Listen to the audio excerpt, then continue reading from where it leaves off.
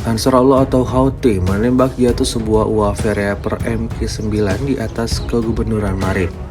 Rekamannya beredar di aplikasi perpesanan Telegram pada Kamis 30 Mei 2024. Serangan itu kemungkinan dilakukan dengan rudal permukaan ke udara SAM Mark 1 atau Mark 2 yang didasarkan pada rudal Tyr buatan Iran. Dalam video tersebut, rudal itu tampak diledakkan sesaat sebelum ditemukan, seperti yang terlihat dalam rekaman. Disebutkan dalam keterangan unggahan ini adalah UAV MQ-9 Reaper ke-6 yang ditembak jatuh oleh Houthi. Hingga video ini beredar, beragam komentar dituliskan warga.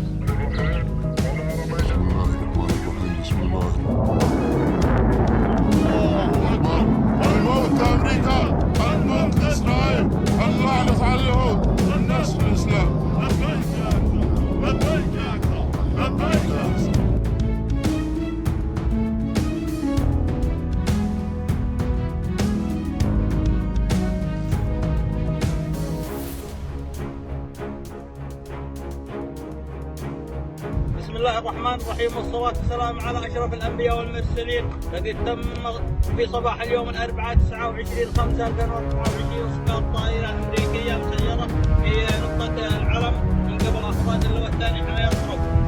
Download Tribun X sekarang, menghadirkan lokal menjadi Indonesia.